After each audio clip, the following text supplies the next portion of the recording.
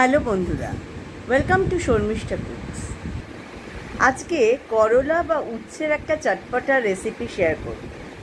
করলা বেশ বিটার হয় টেস্টে, আর সেই জন্য অনেকেই ভালোবাসেন না, কিন্তু আমরা সকলেই জানি করলা ভীষণ উপকারী একটা সবজি।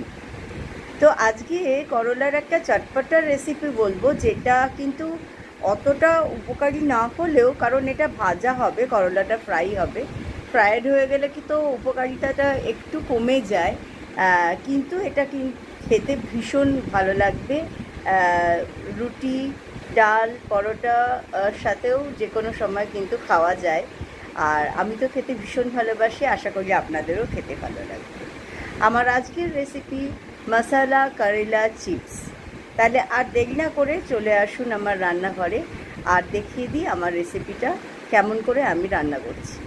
আর হ্যাঁ, যারা আমার চ্যানেল দেখছেন তারা অবশ্যই লাইক করবেন, কমেন্ট করবেন, অবশ্যই ভালো লাগলে শেয়ার করবেন, আর সঙ্গে থাকবেন, সাবস্ক্রাইব করবেন, পাশে থাকা বেল আইকনটিও প্রেস করবেন।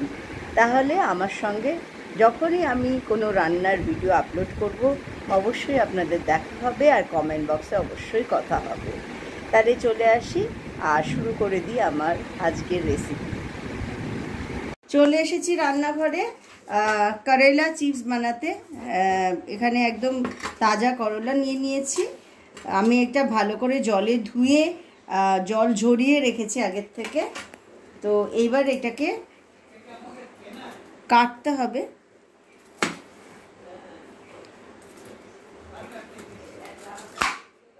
পাতলা পাতলা করে থিন স্লাইসেস করে নিতে হবে, এই রকমভাবে।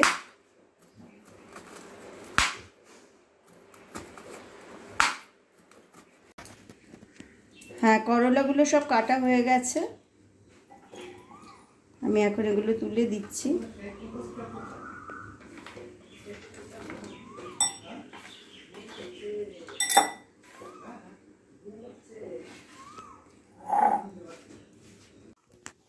করলাগুলো নিয়ে নিয়েছি, আর একদম তো জল ঝরানো অবস্থাতেই করলাটা কেটেছি, ওই জন্য আর এখন জল ঝরানোর ব্যাপারটা নেই। এবার আমি দেব এখানে বেসন। এটা যেমন ছোলার বেসন হয় নর্মাল, সেটা যতটা নিয়েছেন সেই অনুযায়ী দিতে হবে। আমি এখানে 1/4 কাপ নিয়েছিলাম, তো তাতেই হয়ে যাচ্ছে দেখছি। একটু মিশিয়ে নিতে হবে।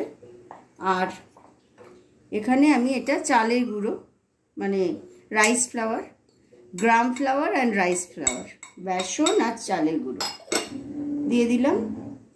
এবার দিয়ে দিচ্ছি পরিমাণ মতন সল্ট,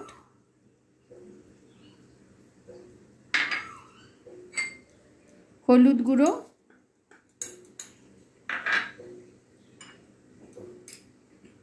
জিরে গুঁড়ো,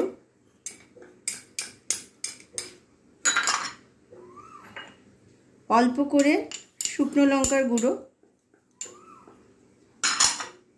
আর এখানে আছে হিং বা অ্যাসেফাটেডিয়া, সেটা দিলাম। হিং দিলাম। হিংয়ের পরিমাণটা আমি 1 চামচ নিয়েছি, মানে 1 টিস্পুন। আর এখানে আছে 1 টিস্পুন চাট মশলা। আপনারা চাট মশলার পরিবর্তে আমচুর পাউডারও দিতে পারেন।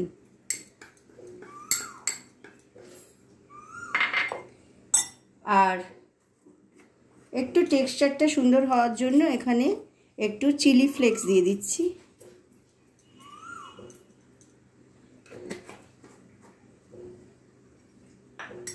এদিকে ননস্টিক প্যানে আমি সানফ্লাওয়ার অয়েল নিয়ে নিয়েছি। এটা একটু ডিপ ফ্রাই করতে হবে, সেই পরিমাণ তেল নিয়েছি এখানে, গরম হতে দিয়েছি। আর এটাকে ততক্ষণে মিশিয়ে নেব ভালো করে।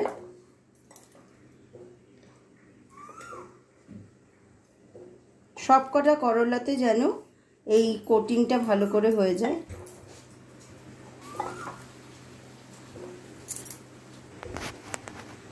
চামচ দিয়ে মিশিয়ে নেওয়ার পর একটু ওপর নিচে করে এইভাবে প্লেট চাপা দিয়ে যদি এটাকে শেক করে নেওয়া যায়, তাহলে ভালো করে কোটিংটা হয়ে যাবে।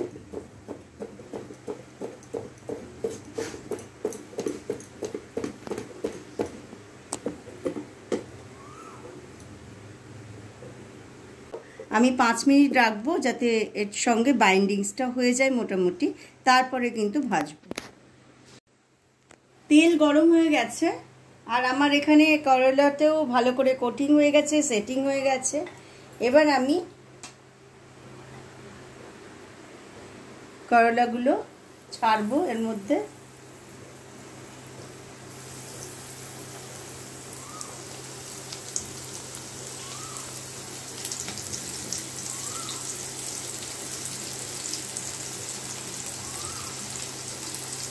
যেহেতু আমার কড়াইটা বড়, আমি ওই জন্য একটু কয়েকটা বেশি দিলাম, কিন্তু কড়াই যদি ছোট হয় তাহলে কিন্তু একসাথে খুব বেশি দেবেন না।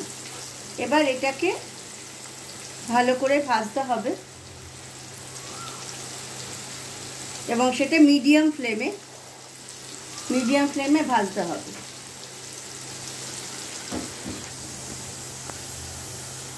সুন্দর করে ভাজা হয়ে গেছে। এবার আমি প্রথমে যেগুলো দিয়েছিলাম এগুলো আমি টিস্যু পেপারের উপর তুলে নিচ্ছি একটা ডিশটা দেখি। করলাগুলো ভালো করে ভেজে নেব। আর আমি দেখিয়ে দিচ্ছি যে এটা কিন্তু খুব সুন্দর ক্রিস্পি, একদম প্রত্যেকটা চিপস আলাদা আলাদা করে ক্রিস্পি। আমি ভেঙেও দেখাবো। আমার করলা মশলা চিপস রেডি এবং খুব সুন্দর ক্রিস্পি হয় এটা, একদম সুন্দর ক্রিস্পি, মানে একটু চাপ দিলেই ভেঙে যায় আর সুন্দর খেতে লাগে।